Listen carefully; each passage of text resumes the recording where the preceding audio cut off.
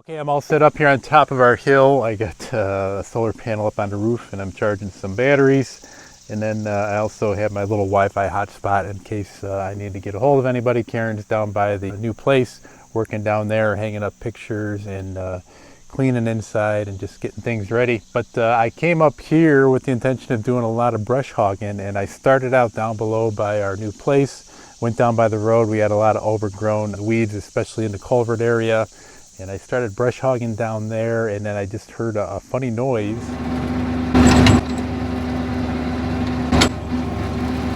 I saw a bolt laying down on the brush hog itself, a sheared off bolt, and it looked like one of the links on my lower arms snapped.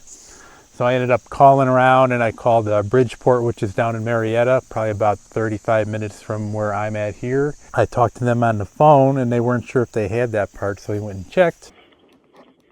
We've got it. Oh, you do? Okay. I'll be down there probably in about, 45 minutes or so. All right, I'll set it up for you. So it turns out that they do have one. I was hoping to actually buy two because this seems like a part that you could use a spare of. I'm not exactly sure why it broke. I mean, I know why it probably broke. I kind of leave that link kind of loose. You can tell a lot of times you'll see things swinging back and forth when I'm dragging an attachment. One of the links that just a pain to adjust, so sometimes I just leave it like that, but I really was not putting any stress or strain on it. It's not like I was going fast or whipping a tractor around or anything. And in fact, I was just backing up a little bit. The brush hog was a little bit low and it was digging into the ground a little bit, so I don't know if that stress caused that to shear like that, or if it's just over time, it's just been wearing out. So I have been to this Bridgeport store before, and it is pretty cool. I bought my riding lawnmower there when the old riding lawnmower broke. I've been there before just looking around at tractors, and it's a pretty cool store. They have a little bit of everything in there. They have boats, tractors, even hunting equipment, stuff like that. So a little bit of everything. All right. Yeah, looks like it. What else for today? Hopefully that'll be it. $42.91 if you would, please. Okay. There is the broken part on top. A lot of you left comments last week and said that you have also broken this part, so I don't feel too bad.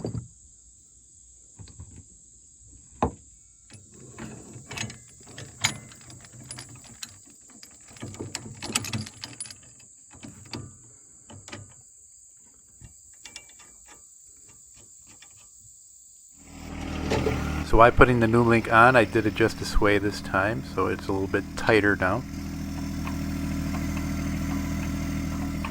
And we're back in business.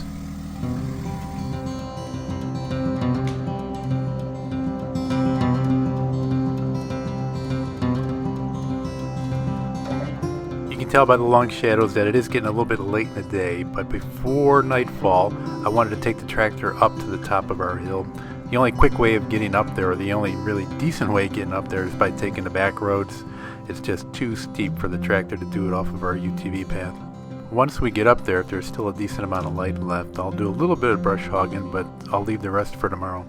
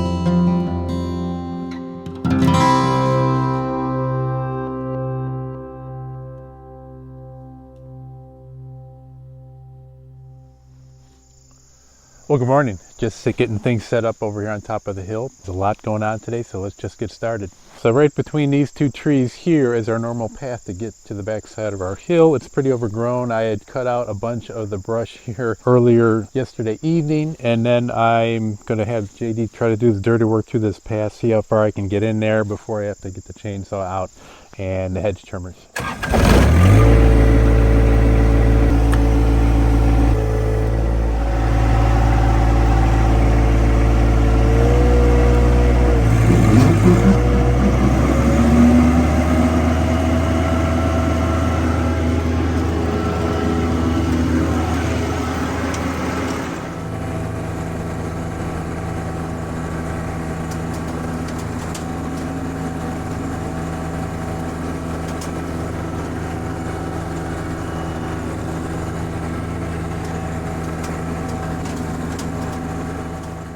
There was a little bit of debris catching the back tire of the brush hog, so I'm going to use the loader to try to clear that out.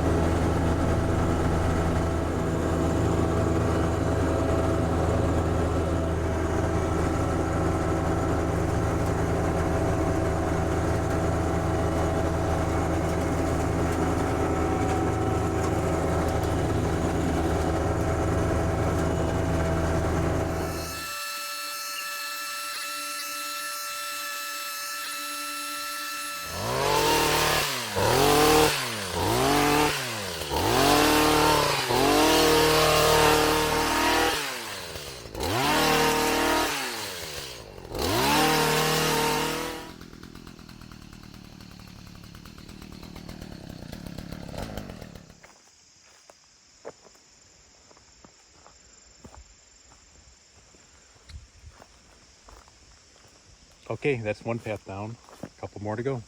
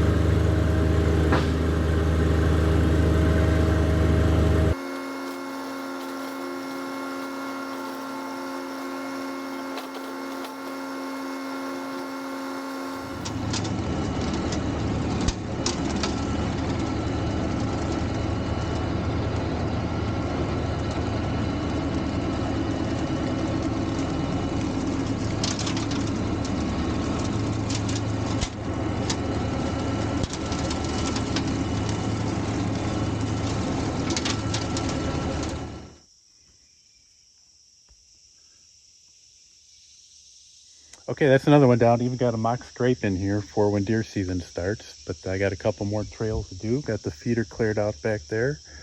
And so far, so good.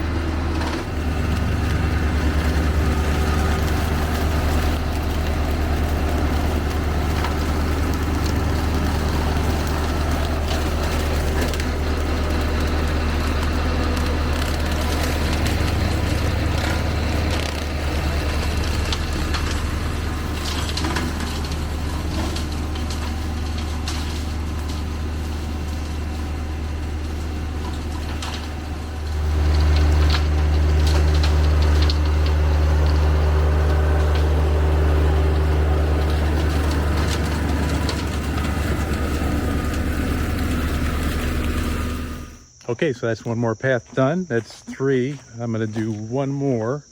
And I haven't had to do too much with the chainsaw, but I think this last one is like our auxiliary ATV path. Or actually, it's the whole thing is on our property where sometimes we use our neighbor's ATV path. This path here in particular that I just cleared out is mostly on my neighbor's property. They let us hunt here, but I got some bad news about that. Is that they're gonna probably put their place up for auction in a couple weeks. So I'm gonna have to come down here, take our feeders out, and then also I got a tree stand up here that's got to come down, and then there's one further on down the path that's going to have to come down. Unfortunately, I don't know how this auction is going to work out. I certainly cannot afford to buy any of the property here because we're pretty strapped for building the place next door, but that's just the way things work out. It would have been nice to still have this to hunt on, and we'll see how it plays out in the future. I know that a lot of times the way it's been going down here is when you have large tracts of land that go for sale. And this is going to be about 35 acres that's going to go for sale here, plus the house down by the road. If you remember, when we were first started clearing down our old cabin, we stayed in our RV, and that was their property we stayed on. Typically, the way things have gone down here is usually a lot of Amish folks end up buying large tracts of land. They buy it, hunt on it, timber it a couple months later, and then turn around and sell it again. So I'm not sure what the history of this land is going to end up being, but it's kind of a shame. We've known the neighbors here for quite a few years, and then the ones that used to own it, we knew them quite well. So we've had an association with this property probably since 1998. So we'll see what's going to happen in a couple of weeks. I'll be watching the auction site. They might have an open house here in a couple of weeks. I might just come down here, but in the meantime, I'll have to take this stuff out of here to make sure that the folks buying it doesn't think it's theirs.